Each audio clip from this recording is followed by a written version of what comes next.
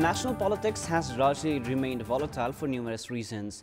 The bone of contention centers around the forthcoming presidential election and the fate of ousted Deputy Prime Minister and Minister for Home Affairs Rabi Lamithane, as the coalition partners since the formation of the government 2 months ago have started showing serious chinks of division. Good evening, I am Prarambha Dahal. Let's begin with the main stories. Rashtriya Swatantra Party not to opt out of the government immediately will wait for 2 days to reach a decision. Rift surfaces in the ruling coalition within 2 months of formation of the government. The government expenses increase at an alarming ratio despite its claim on curbing expenditure. Dysfunctional entities as old as 200 years being provided annual budget. Malaysian Home Minister lands in Kathmandu, labour agreement and safety of migrant workers on Nepal's agenda. Nepal to propose zero investment for recruitment process.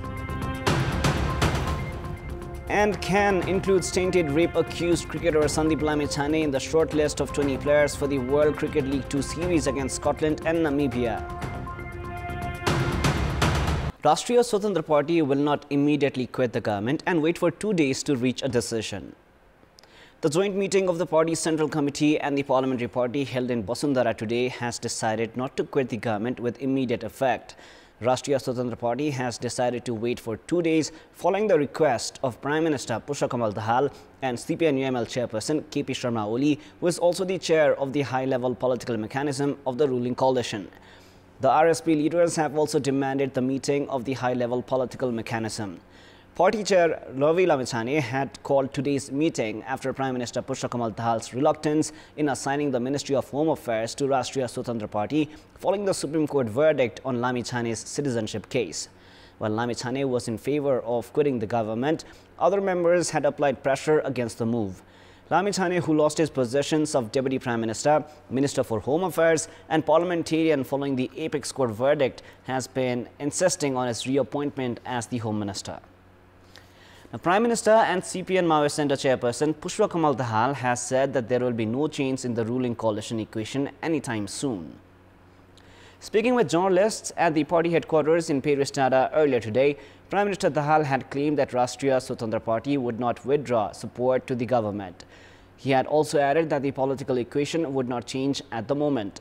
CPN Maoist Centre had postponed their standing committee meeting after Rashtriya Swatantra Party had hinted of quitting the government. CPN Maoist Centre had called the standing committee meeting to delve into topics including allocation of party responsibilities and presidential election, among others. The meeting has been rescheduled for 3 p.m. tomorrow. Now, rift has surfaced in the ruling coalition within 2 months of the formation of the government. RSP chair Rabi Lamithane's dissatisfaction has come to the fore. CPN-UML and CPN Maoist Centre leaders are increasingly getting polarized. Maoist Centre leaders are dissatisfied with the process of the government formation, while parliamentarians of the ruling coalition have been arguing at the House. These differences have begun raising questions about the future of Pushpa Dahal-led government. The issue related to the citizenship of Rabi Lamithane and the Ministry of Home Affairs has divided Prime Minister Dahal and CPN-UML chairperson KP Sharma Oli. Another topic of polarization between UML and Maoist Centre is the presidential election. Citing the December 25 Balkot consensus, UML leaders have remained firm in their claim of president. However, Maoist Centre has been voicing for national consensus for the president. The two parties are also at sharp contrast regarding the impeachment motion against former Chief Justice Cholendra Shamsher JV Rana. These issues seem to have increased the distance between UML and Maoist Centre. Along with these challenges, Prime Minister Dahal is yet to win the confidence of Maoist Centre parties Janata Samajwadi, Nagarik Unmukti and Janamat. Dahal, who became the Prime Minister with the support of 169 parliamentarians, is apparently facing the challenge of retaining the confidence of 41 parliamentarians, including 19 of Rashtriya Swatantra Party, 12 of Janata Samajwadi, 6 of Janamat and 4 representing Nagarik Unmukti. In our Public Voice segment, today we have asked in several provinces regarding the surfacing of polarization among the ruling coalition parties. Let us now take a look at what they had to say. Public Voice. आफ्नो स्वार्थ पूरा नभएको कारणले गर्दा कसरी चाहिँ उनीहरुको पद र सत्ता जोगाउने भन्ने उनीहरुको ध्यानै त्यसमा छ। सत्ता र स्वार्थ केन्द्रित हुनाले गर्दा सबैलाई खानु पर्ने धेरै धेरै तर भाग बन्न मिलेन। आफ्नो सिद्धान्त मिल्दैन अनि आपसमा झगडा त भइहाल्छ। नेता धेरै भएको देश भएर अब सबै पार्टी भिन्न भिन्नै भएको कारणले मतभेद त अलिअलि भइहाल्छ, यो सामान्य कुरा हो। कोर्सी मात्र तानातान गर्छन्। सबैको आफ्नो एजेन्डा छ, त्यो एजेन्डामा चाहिँ कुरा नमिल्दाखेरि, दलीय स्वार्थ र भागभण्ड नमिल्दा, सिद्धान्त र मन नमिल्दाखेरि आफ्नो पर्सनल हितको लागि काम गरेको जस्तो लाग्यो।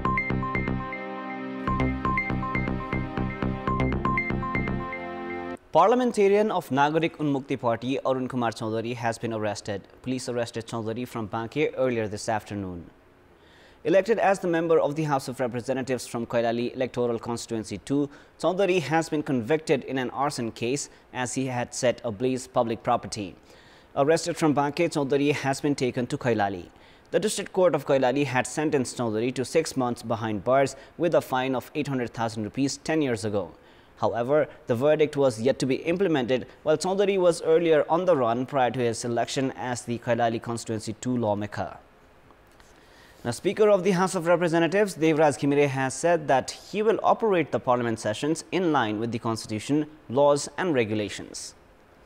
At a program organized regarding the parliamentary procedures and practices of the House of Representatives for the members of the lower house, Speaker Ghimire clarified that his efforts would be focused on ensuring the parliament operation guided by the regulations. The Speaker added that he would also make efforts to ensure the voices of opposition are heard in the parliament. The program was focused on presentation of parliamentarians at the House, jurisdictions of the parliamentarians and their roles in formation of laws. The parliamentarians are on the belief that the program will aid in ensuring efficient performance of the House of Representatives. Former Speaker Subhash Nemang and former parliamentarians Pushpa Bhusal and Khimlal Devkota, among others, are training the parliamentarians at the program, which will continue for 2 days.